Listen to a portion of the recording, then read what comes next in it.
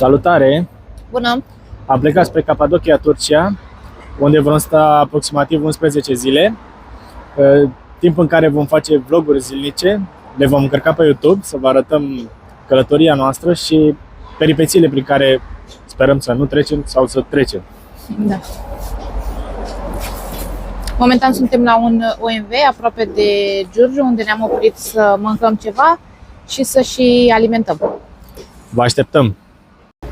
Pentru această călătorie eu am optat pentru geacă de la Speedy, 4 anotimpuri, de asemenea pantaloni de la Seca, ambele au mesadă, geaca de exemplu are două, are și mesadă de ploaie și încă una pe dedesubt.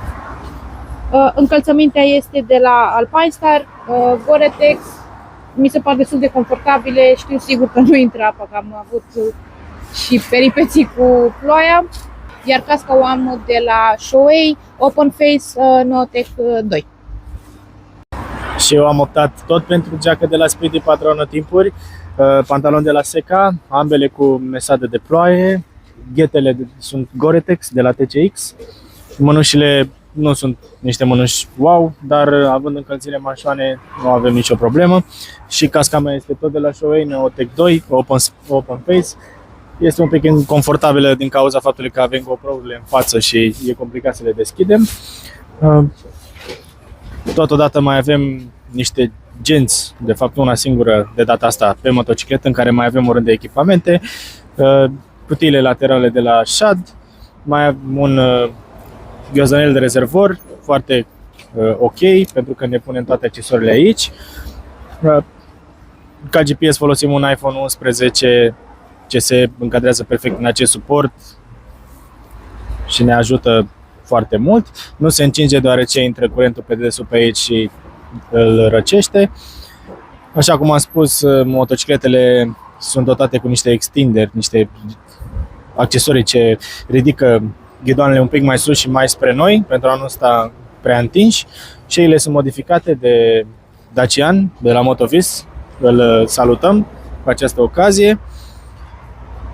Honda Larisei la fel, are aceste extinderi de ghidon să fie mai sus și mai spre pilot.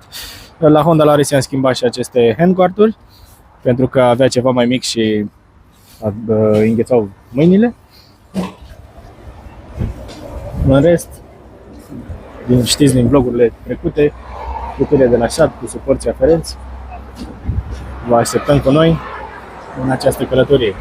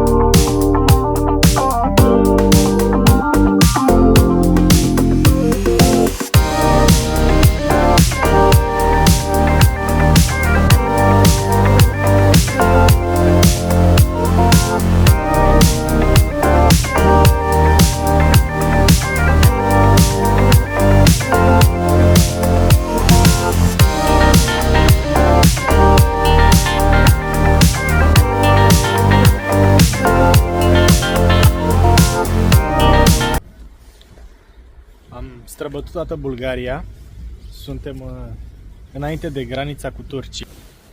Ne-am oprit aici la o toaletă.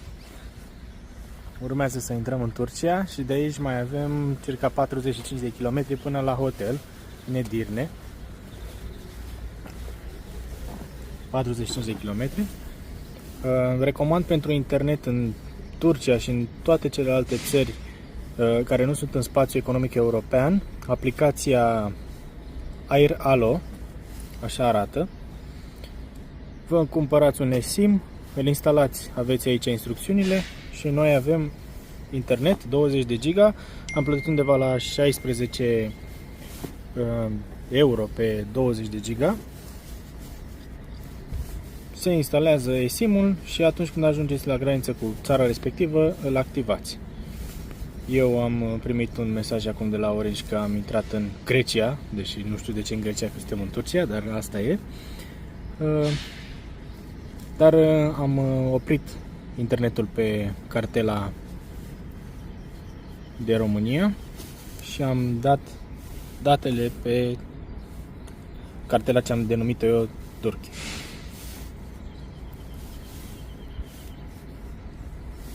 Deci recomand aplicația, este foarte ok. Am folosit-o și în Muntenegru anul trecut. A mers foarte bine, am avut internet 4G pe vârful muntelui. Aceasta este. Eu am eSIM-ul de... nu știu pe ce am apăsat. Eu am eSIM-ul de Turcia. Airalo. My eSIM. Am Meraba, se numește. 10 giga am, din ce văd. Dar dacă îi consum, o să cumpăr mai mult. Merge cu Google Maps în Turcia, pentru că în Muntenegru Waze-ul ne-a dat eroare și am ocolit circa 200 de kilometri. Am ajuns în Kosovo. Mă rog, ne-am chinuit un pic pe acolo, dar am ajuns într-un final. Arisa este gata să treacă granița și eu voi fi imediat. Let's go! Suntem la vamă. Avem o coadă destul de lungă, dar nu vrem să ne băgăm în față, deoarece nu se pare corect față de ceilalți care stau aici la rând. Eu stau puțin mai relaxat pe motocicleta mea, însă la Arisa mai mult de atât n-are ce să facă. Așa. Sperăm să trecem o oră, cât o fi.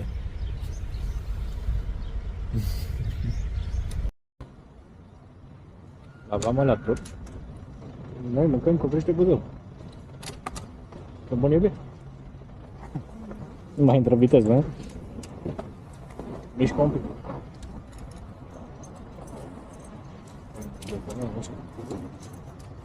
Până la vama acolo.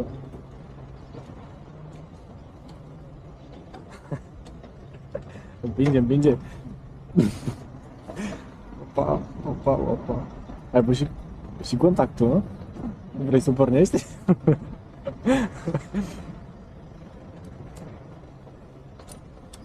Să mergi să pui că... Sunt bun copiii de Buzău, nu v-am alături. Ce foame, orice.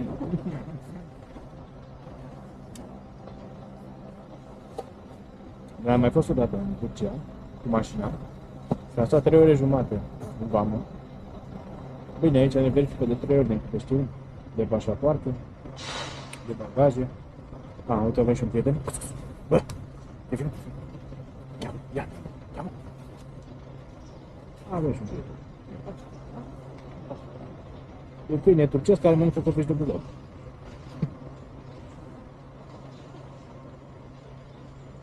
Și acum ziceam, ne verifică de 3 ori, o dată de pașaport plus talon, o dată de bagaje și o dată de asigurare. Vom vedea dacă va fi la fel. Asta e, așteptăm. Mai avem oricum 47 de minute, 40 de minute până la hotel, în Edirne.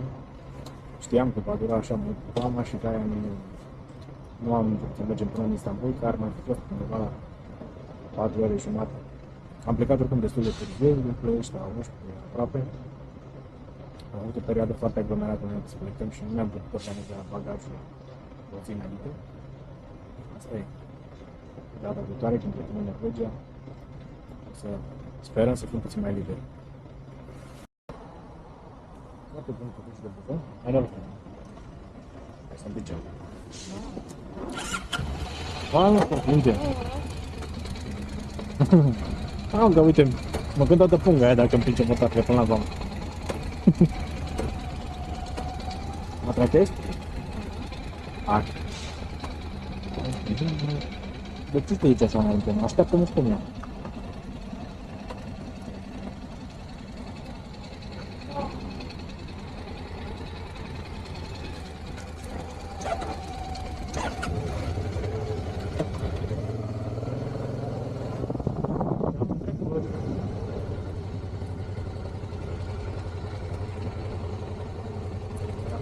Prea mult de plus.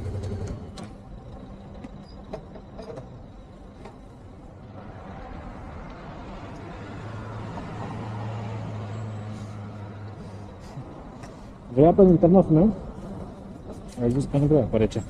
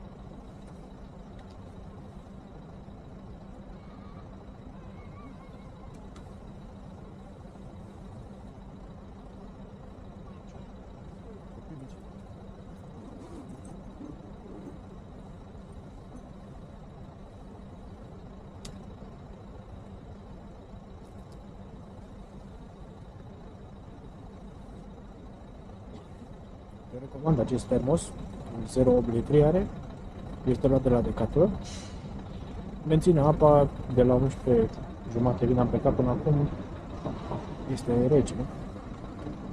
L-am luat pentru că am trecut în Muntenegru, nu am avut termos. Cumpăram o sticlă de apă, din cauza faptului că toate cutiile sunt negre.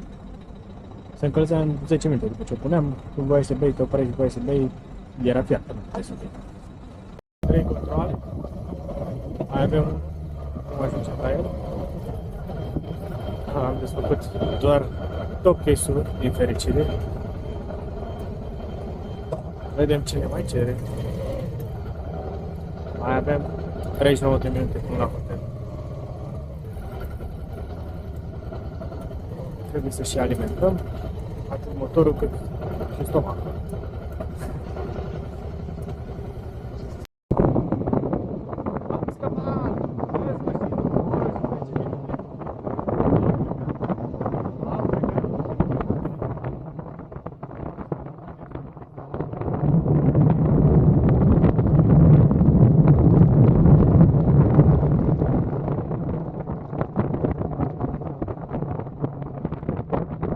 După o lungă călătorie, am ajuns în final la hotel, The Restport Hotel din Edirne.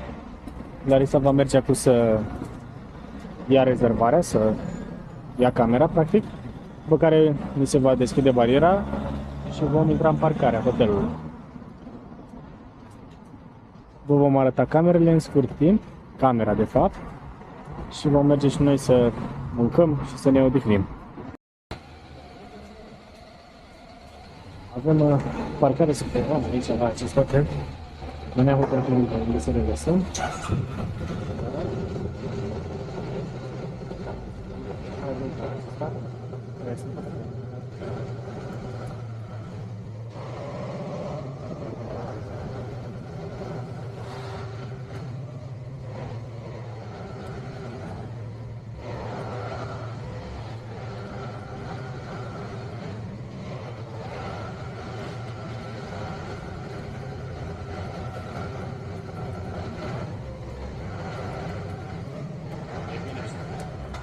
Acum le știm securizate. Oricum, clienții să nu are ce să ia bine. Da, e prea aproape. Gata. Și am ajuns în cameră. Am primit un update la aceasta, fiind camera de lux. Nu știu cum și de ce, dar nu mai contează. Așa arată. Larisa este un pic obosită, extenuată, că mai mult te obosești atunci când stai în vamă decât atunci când mergi, dar asta e. Nu ne plângem. Baia arată foarte bine.